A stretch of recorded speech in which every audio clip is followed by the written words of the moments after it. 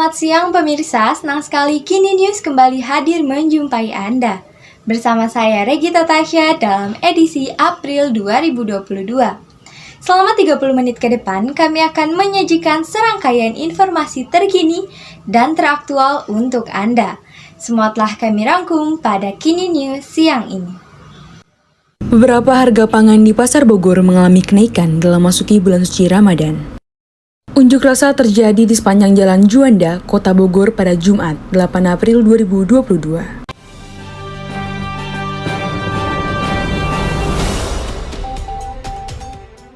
Berita pertama hadir mengenai kenaikan harga pangan dalam memasuki bulan Ramadan.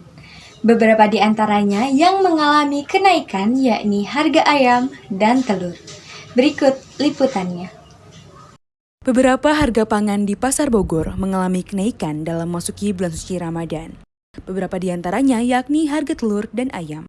Harga telur kini mengalami kenaikan dimulai dari seharga Rp24.000 menjadi Rp25.000 per kilogramnya. Kenaikan telur ini terjadi rutin ketika memasuki momen bulan suci Ramadan setiap tahunnya. Pembelinya jadi lebih ini ya, ngeluarin uangnya lebih besar. Kita juga ngeluarin buat belanjanya juga naik ya, harapannya ya biasa aja sih. Ya stabil aja harganya, jadi jualnya juga lebih enak. Kenaikan harga yang signifikan juga terjadi pada ayam yang semula seharga Rp35.000 per kilogram menjadi Rp40.000 per kilogram. Kenaikan ini berimbas pada angka penjualan ayam yang semakin menurun.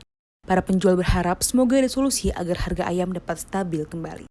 Dia berpengaruh dari misalkan habis sekitar setengah sekarang jadi 50 kilo. Jadi sedikit jadi ininya, jadi imbas ke sininya penjualannya jadi omsetnya berkurang. Oh iya. Kenaikan harga ini gimana tanggapannya? Ya minta diinin aja pemerintah biar lebih ini pasarnya biar lebih harganya biar lebih normal lagi gitu, jadi nggak usah sampai, soalnya kan omset penjualannya jadi berkurang.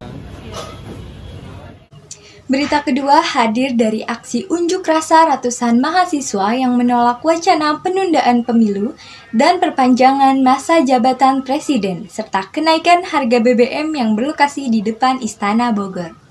Kami mahasiswa Indonesia bersumpah. Kami mahasiswa Indonesia bersumpah. Berbahasa satu. Berbahasa satu. Bahasa tanpa kebohongan. Bahasa tanpa kebohongan. Unjuk rasa terjadi di sepanjang Jalan Juanda Kota Bogor pada Jumat, 8 April 2022.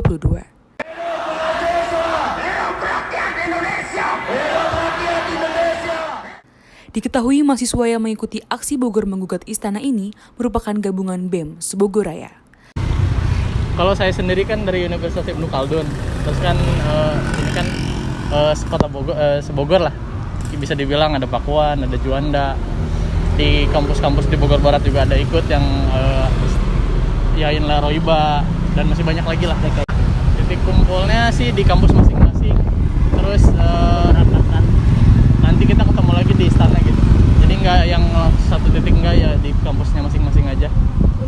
Aksi sempat berlangsung ricuh saat mahasiswa berusaha maju menuju pintu masuk Istana Bogor, gerbang Museum Kepresidenan Jalan Juanda, Kota Bogor. Mereka menginginkan Presiden Joko Widodo mengeluarkan pernyataan resmi terkait penolakan wacana tersebut. Dalam orasinya, mahasiswa juga mendesak pemerintah pusat untuk menurunkan harga BBM non-subsidi.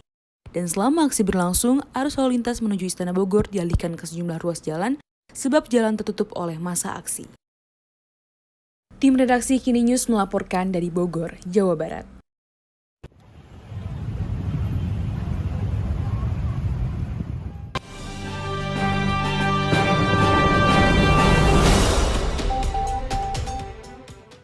Beralih ke berita selanjutnya pemirsa, dalam memperingati hari kenaikan Isa Al-Masih yang akan dilaksanakan pada hari Jumat 15 April 2022.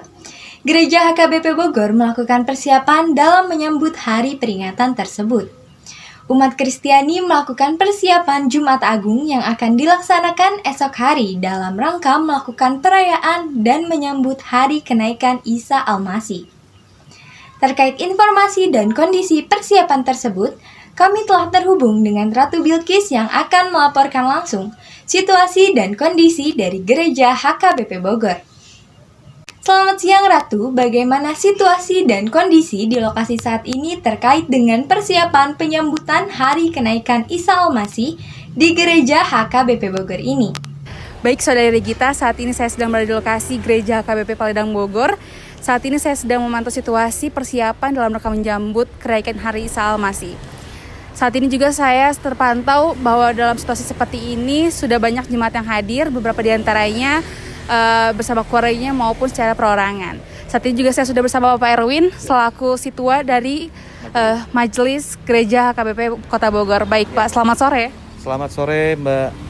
Iya Pak, di sini saya ingin bertanya kira-kira apa saja persiapan dalam rangka menyambut kenaikan Hari Isa Al-Masih ini? Iya, kalau untuk persiapan seperti layaknya pada gereja umumnya ya. Jadi kami memang melakukan ibadah untuk di besok itu ada 2 kali ibadah. Untuk di jam 7 dan di jam 12. Nah, jadi memang di sini perayaan kenaikan Isa Al-Masih yang kita rayakan saat ini adalah perayaan rutinitas yang setiap tahunnya kita lakukan untuk semakin memperkuat ataupun semakin mempertebal keimanan dari jemaat yang ada di Gereja HKBP Paledang Bogor, gitu. Baik, kira-kira apakah ada perubahan atau perbedaan dari peringatan tahun sebelumnya? Iya, tentu pasti ada perbedaan karena kita sudah masuk pandemi selama 2 tahun, jadi di dalam tahun ini masuk tahun ke-3 lah kalau boleh kita bilang. Ya sudah ada pelonggaran dari pemerintah dan ini memang membuat kita agak lebih membebaskan dalam tanda kutip, tetap melakukan prokes, namun dari peraturan yang ada tetap kita memakai yang sudah disyaratkan oleh pemerintah. Jadi ya tempat duduk yang tadinya bisa 2 orang, baru sekitar 3 bulan yang lalu sudah menjadi 3 dan sekarang sudah jadi 4. Namun dalam proses peribadahan, selama ibadah di dalam ruangan selalu menggunakan masker dan di setiap tempat duduk kita sudah menyediakan hand sanitizer untuk begitu setelah mereka memberikan persembahan mereka langsung bisa menggunakan itu. Baik, terima kasih atas informasinya Ya. Pak. Selamat merayakan Hari Kenaikan Isa Al-Masih. Semoga apapun itu yang terbaik untuk semoga kerjanya juga lancar ya Pak ya. Amin. Terima kasih. Terima kasih doanya.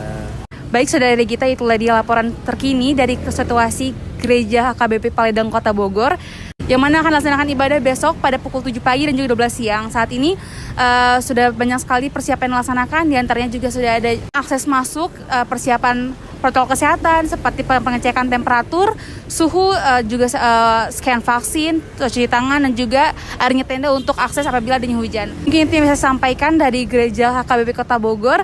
Saya Tuliki Sasebila bersama kru melaporkan dari Kota Bogor. Baik Ratu, terima kasih atas informasi dan laporan langsungnya dari Gereja HKBP Bogor.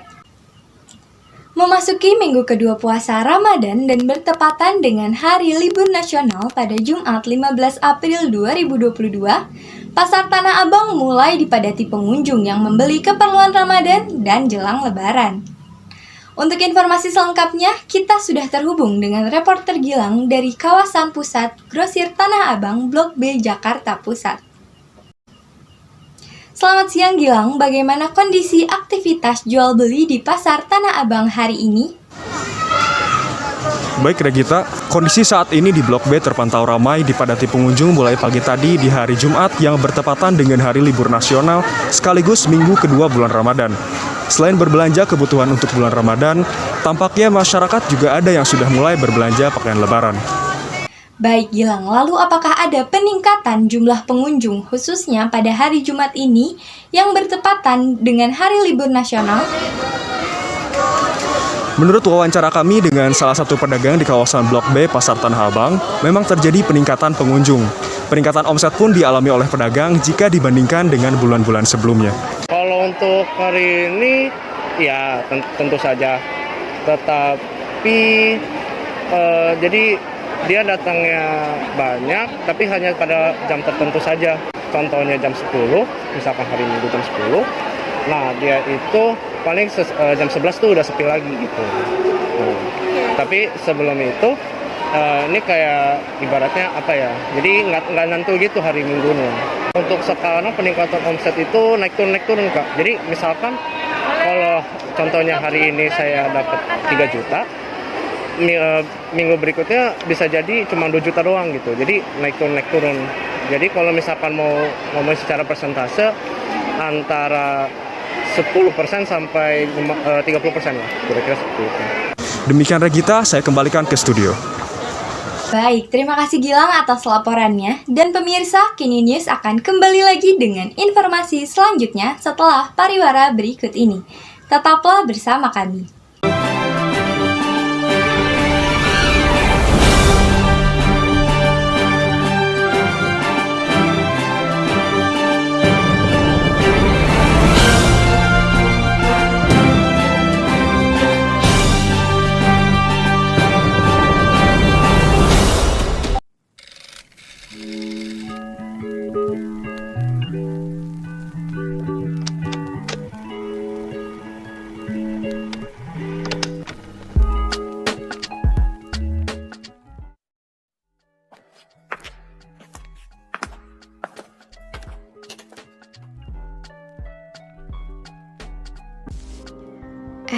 Udah lihat berita belum tentang bahaya sampah plastik yang merusak bumi?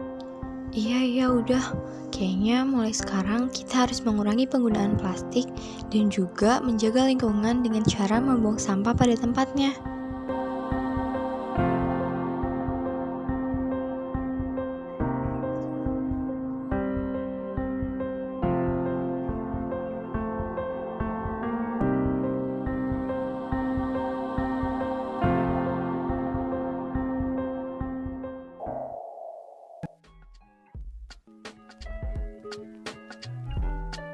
Iklan layanan masyarakat ini dipersembahkan oleh Sekolah Vokasi IPB dan bekerja sama dengan Kementerian Lingkungan Hidup.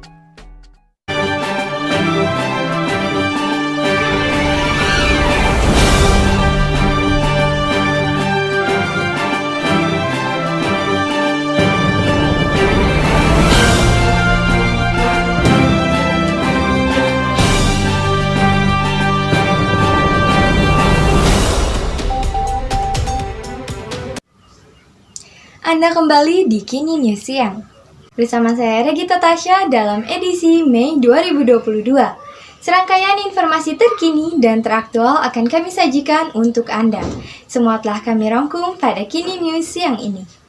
Kita langsung ke informasi pertama. Hari ini kami akan mengajak Anda ke kota Jakarta yang tidak pernah kehabisan tempat wisata unik, kekinian, dan seru. Meskipun memiliki julukan sebagai kota metropolitan, namun di kota Jakarta juga terdapat salah satu tempat wisata, yaitu Hutan Kota Jakarta, yang dapat dijadikan sebagai tempat rekreasi karena suasana yang sejuk di tengah gedung-gedung tinggi kota Jakarta. Reporter kami Zamaya Azahra akan mengajak kita berkunjung ke Hutan Kota Jakarta untuk melihat bagaimana suasana asri di tengah gedung-gedung tinggi kawasan Sudirman sambil piknik dan bersantai. Berikut liputan selengkapnya.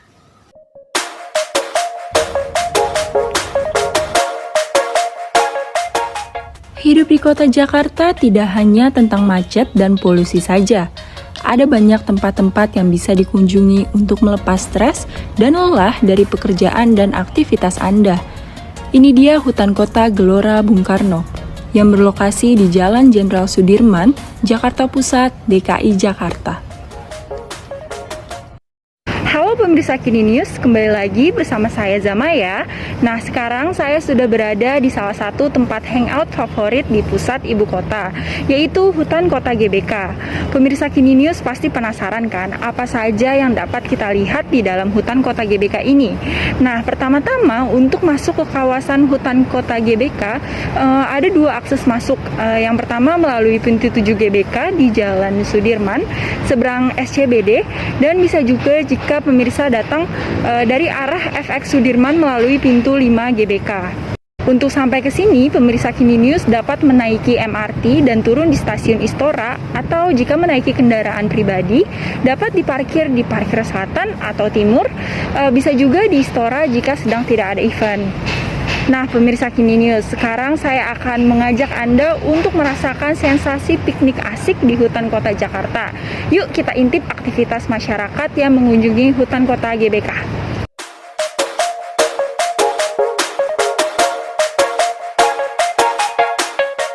Hutan Kota GBK merupakan salah satu area terbuka hijau yang ramai dikunjungi masyarakat, terutama masyarakat perkotaan yang ingin menghabiskan akhir pekan dan waktu luangnya di sini. Lahan seluas 4 hektar ini kini telah ditata sebagai paru-paru kota dan berfungsi sebagai tempat objek wisata alam ruang terbuka hijau. Kehadiran hutan di tengah kota Jakarta ini bisa menjadi alternatif bagi Anda yang mendamba hawa sejuk. Pengunjung bisa melakukan berbagai aktivitas di sini, seperti piknik, olahraga, atau hanya sekedar duduk-duduk santai. Lokasi Hutan Kota GBK berada persis di samping sebuah restoran bernama Hutan Kota by Pelataran. Selain taman rerumputan, di tempat ini juga tersedia area kolam tram besi dengan konsep alas kayu di atasnya. Tidak hanya itu saja, di sini juga tersedia bangku taman, food court, toilet, dan ruang ganti yang bisa digunakan oleh pengunjung. Pemirsa, seperti yang bisa Anda lihat saat ini, suasana di Hutan Kota GBK ini terbilang cukup ramai. Meski ramai, tenang saja, masih ada banyak spot kosong untuk menggelar tikar. Atau jika tidak bawa tikar juga bisa duduk di bangku yang sudah disediakan. Duduk hanya beralaskan rumput pun tidak masalah. Hutan Kota GBK buka dari hari Selasa sampai Minggu pukul 6 hingga 10 waktu Indonesia Barat dan pukul 15 hingga 18 waktu Indonesia Barat. Nah pemirsa, untuk mengetahui lebih lanjut lagi seputar Hutan Kota GBK, saya akan mewawancarai salah satu pengunjung di sini. Gini aja sih, lihat-lihat keadaan di sini, terus sekalian ngobrol. Aku biasanya kesini jam 2, kalau nggak paling mentok jam 4. Enak sih, tenang. Bisa buat nyari ide lah, buat yang mau skripsi mungkin. Lebih enak buat bengong, terus kayak pikiran jadi enak aja gitu kalau kesini karena lihat yang asli-asli gitu. Pemirsa, itu dia keseruan saya di Hutan Kota Gelora Bung Karno. Bagi Anda yang ingin rekreasi melepas penat tanpa merogoh kocek, tempat ini bisa jadi pilihan yang tepat. Saya Zamaya Azahra, mewakili segenap tim Kini News, pamit undur diri. Nah, itu dia pemirsa berita pertama terkait objek wisata di kota Jakarta. Wah, rasanya sudah tidak sabar ya ingin cepat-cepat mengunjungi Hutan Kota Jakarta untuk sekedar melepas penat, menghirup sejuknya udara pepohonan, maupun piknik bersama keluarga. Beralih ke berita selanjutnya, membangun usaha dari nol bukanlah suatu hal yang mudah. Dibutuhkan tekad yang kuat, usaha yang keras, dan kemauan untuk terus belajar agar usaha yang kita jalankan dapat berkembang. Hal itulah yang dilakukan oleh Indra Bruggman, salah satu aktor pesohor Indonesia yang membangun usaha coffee shop bernama Kopi Brug sejak 2019. Simak kisah inspiratifnya yang kami ringkas dalam tayangan berikut ini. Jangan ragu untuk mengambil keputusan gitu. Kalau kalian sudah yakin, udah lakuin.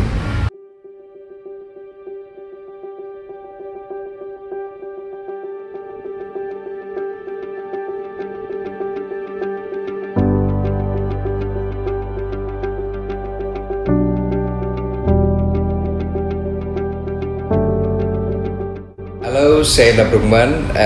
Saya mungkin generasi kalian mungkin lihat di YouTube sinetron saya Jini Ojini waktu kalian mungkin sebagian belum lahir, sebagian mungkin udah lihat pada saat masih kecil. Kesibukannya sekarang saya udah dalam mengambil sinetron ya. Terakhir kali main sinetron itu sekarang tahun berapa? 2022 ya, 2019. Terus kesibukannya lagi sekarang saya lagi buka coffee shop sama adik sama kakak barengan, ini bisnis keluarga. Sebenarnya ini adalah bisnis kecelakaan. Bisnis karena lagi pandemi, kita juga bingung mau ngapain. Kita kalau stay di rumah terus, tabungan akan cepat habis. Makanya kita berusaha untuk apa ya kira-kira bisnis yang bisa berjalan di saat pandemi. Kebetulan sebelum pandemi kakak saya itu bikin coffee shop yang sama di daerah tempat juga. Usaha yang masih bisa eksis, masih bisa berjalan di saat pandemi ya coffee shop. Karena kebutuhan akan kopi, akan nongkrong, akan tempat meeting itu tetap diperlukan. Gitu. Maju mundur mungkin kan dalam soal modal ya, dan soal konsep. Konsep seperti apa itu gak berpengaruh kepada modal yang akan dikeluarkan. Mungkin lebih ke arah sananya gitu. Susah kita untuk mengadaptasikan diri dari sesuatu yang kita sudah lakukan dan kita terima dari bertahun-tahun yang lalu. Terus kita sekarang, sebelum saya bikin coffee shop, saya buka toko di Tamrin City. which is itu tempat yang nggak pernah saya injakan kaki karena di situ terlalu banyak orang. Tapi perjalanan hidup membuat saya harus menginjakan kaki di situ karena saya punya baju muslim, dan Tamrin City Tanah Abang adalah marketplace yang cukup menjanjikan untuk pengusaha-pengusaha fashion seperti kami. Akhirnya kita pindah ke sana, kita buka toko di sana, dan kita harus bangun pagi, subuh jam 5 pagi sudah ada di pasar. Untuk mengadaptasikan diri dengan lingkungan yang ada itu sangat sulit. Yang paling sulit adalah menurunkan ego. Dimana kalau kita jadi seorang artis itu, kita ditawari pekerjaan. Kita sekarang harus menawarkan produk yang kita punya pada pelanggan yang lewat. Itu yang paling susah. Gitu. Dari sekian masalah yang kita hadapin ya, dari mulai ditinggal kabur sama penjahit, terus juga gagal produksi yang sekian ribu piece, yang paling sulit adalah itu, menekan ego kita agar kita mau, Mbak beli dong produk kita, itu yang paling sulit. Yang membuat yakin adalah lingkungan yang ada. Kalau orang-orang di luar sana bisa sukses dan banyak yang sukses, kenapa kita tidak? Apalagi zaman media sosial begini, mereka orang-orang yang sukses itu mereka tidak mempergunakan media sosial, tapi mereka bisa berhasil. Apalagi saya yang punya media sosial, saya punya teman-teman wartawan yang mereka siap untuk mempromosikan apa saja produk yang saya punya. Keyakinan itu yang membuat kita maju, pasti berhasil. Pertama, kita pengennya konsepnya sebenarnya sama seperti yang kakak bikin.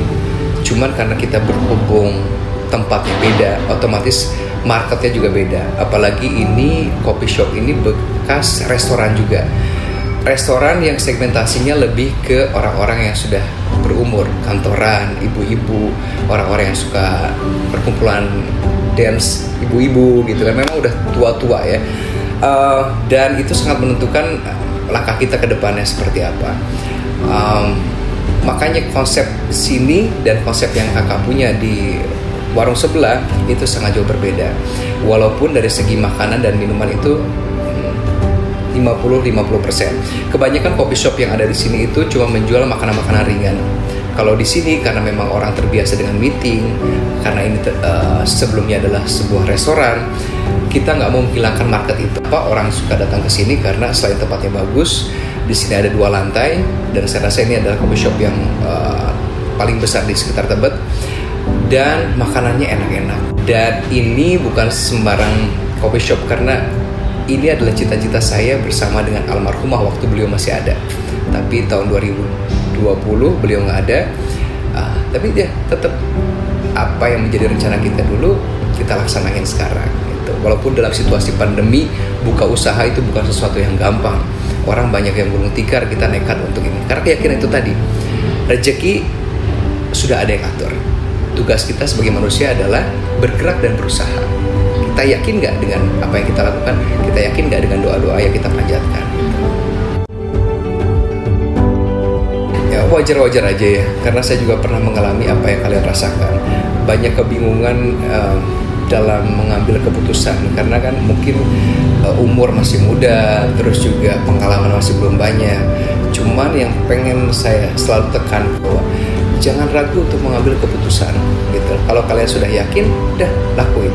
Dengan sedikit riset, kalian lakukan apa yang pengen kalian lakukan. Gak usah terlalu pikiran bahwa gue begini, gak usah.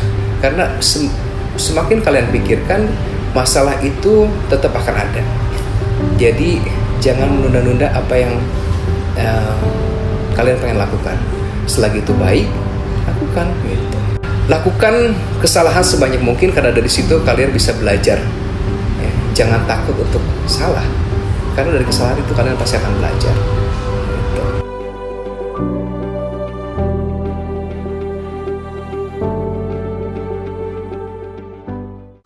Baik pemirsa, itu tadi merupakan profil inspiratif untuk Anda dan diharapkan dapat menginspirasi Anda untuk mulai membangun usaha impian Anda. Kini News akan kembali lagi setelah pariwara berikut ini. Tetap saksikan Kini News Siang.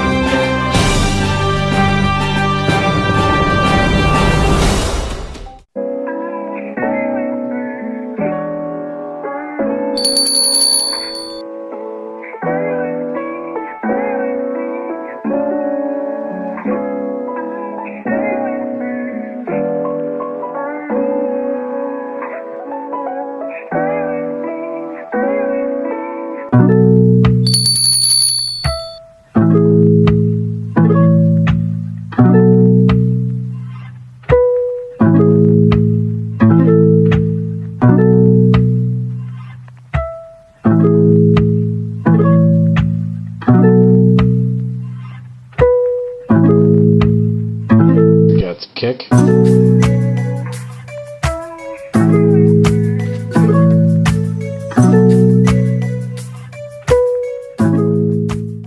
It's coffee time. Ciptakan pengalaman baru menikmati kopi berkualitas di Kopi Brew. Tempat yang cozy bikin kamu nyaman nongkrong atau bekerja seharian. Lokasi yang strategis di Tebet, Jakarta Selatan. Temani harimu dan temukan relasi baru di Kopi Brew. Dengan banyak varian menu mulai dari non-coffee, kopi, makanan ringan hingga makanan berat. Kopi Brew, love start with coffee.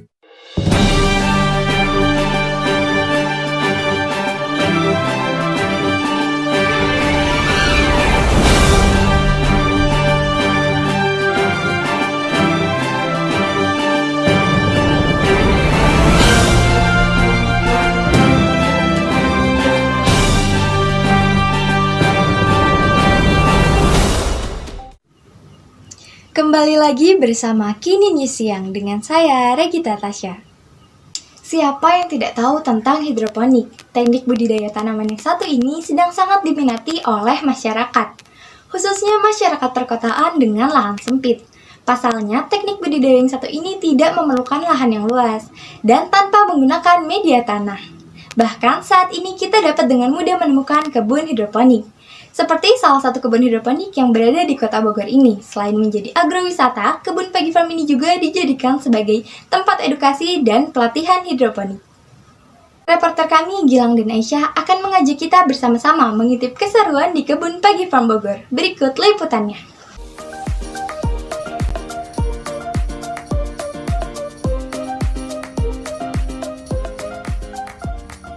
Halo sahabat Gini, perkenalkan nama saya Muhammad Gilang Falah dan sekarang saya bersama rekan saya Aisyah Ramdhani Santoso. Dan sekarang kita sedang berada di penanaman hidroponik di Kota Bogor, Pagi Farm. Sahabat Gini pasti sudah penasaran dan ingin mengetahui lebih jauh mengenai tanaman hidroponik. Jadi, ayo saksikan videonya. Yuk kita simak.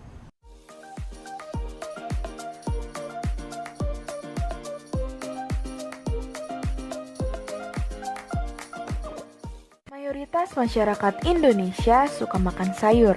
Itulah kenapa produksi pertanian Indonesia sangat tinggi di setiap tahunnya. Berbagai teknik budidaya sayuran telah diterapkan, salah satunya hidroponik. Hidroponik dipilih karena sayuran yang dihasilkan jauh lebih sehat. Itulah salah satu alasan mengapa Pak Abi membuka kebun hidroponik Pagi Farm miliknya yang berada di Jalan Babakan Kaum, Kelurahan Cimahpar, Kecamatan Bogor Utara, Kota Bogor. Nah, setelah tadi kita belajar mengenai apa saja itu tanaman hidroponik, rasanya kurang afdol jika kita tidak belajar langsung bagaimana cara menanam tanaman hidroponik. Nah, sekarang di sini sudah ada beberapa bahan untuk bagaimana cara atau menanam tanaman hidroponik. Ataupun di sini saya bersama rekan saya Aisyah akan menjelaskan bagaimana dari awal kita akan menanam tanaman hidroponik. Yang pertama bahannya itu ada bibitnya, kemudian ada rokunya, ada alat untuk memotong rokunya. Jadi step yang pertama itu roku yang dari ukurannya lebih besar, kita cetak di sini, kita taruh, terus kita potong pakai ukuran penggaris sama gergaji penggaris. Terus kalau udah dipotong nanti akan jadi kayak gini. Kemudian itu dibasahin secara kadarnya lembab aja, terus ditaruh di sini untuk ditaruhin benihnya ke dalam rokumnya.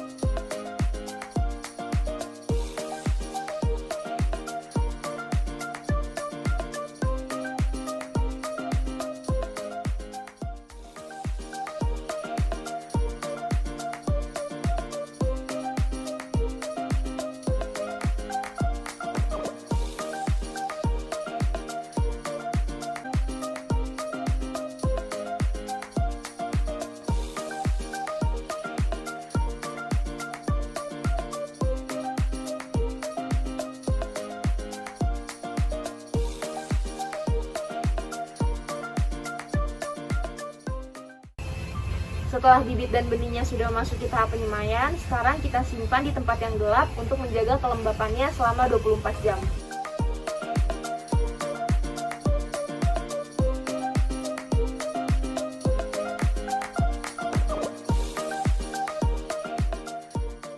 Setelah rock wool digelapkan selama 24 jam, kemudian dipindahkan ke tempat yang terkena cahaya matahari langsung selama 5 hari hingga muncul daun sejati atau 2 daun tambahan.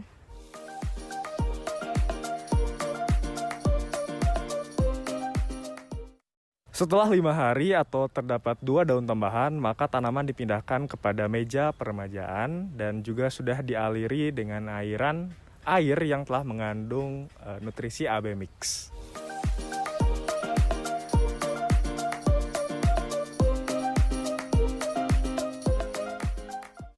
Nah, sahabat Kini, mungkin dari tadi ketika melihat meja peremajaan, melihat adanya jaring hitam ini, kemudian bertanya, apa sih fungsinya? Nah, ternyata fungsi dari jaring hitam ini adalah untuk melindungi tanaman-tanaman ini ataupun dari meja peremajaan dari tanaman-tanaman yang ada di sekitarnya yang memang bukan bagian dari proses pembuatan hidroponik ini, seperti dari pohon ataupun dari tanaman-tanaman yang terbawa angin seperti daun kering. Nah, hal tersebut bisa dicegah supaya tidak masuk ke dalam meja peremajaan menggunakan jaring hitam ini.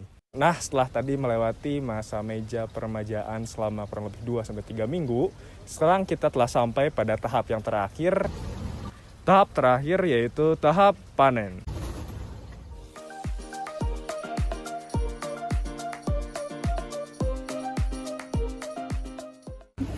Nah, di sini udah ada tanaman yang bisa langsung kita ambil, yaitu hasil panennya, untuk bisa langsung dikonsumsi ataupun mungkin mau ditanam lagi. Ya, hasilnya seperti ini.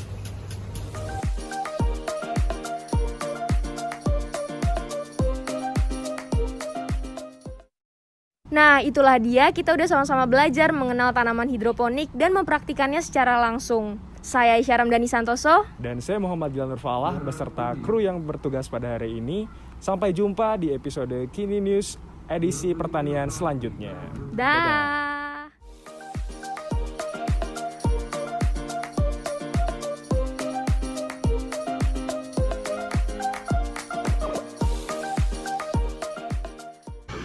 Baik pemirsa, tidak terasa 30 menit sudah Kini News menemani siang hari Anda. Berita tadi sekaligus menutup perjumpaan kita pada siang hari ini. Saya Regita Tasya beserta kru yang bertugas pamit undur diri. Selamat beraktivitas dan tetap menjaga kesehatan.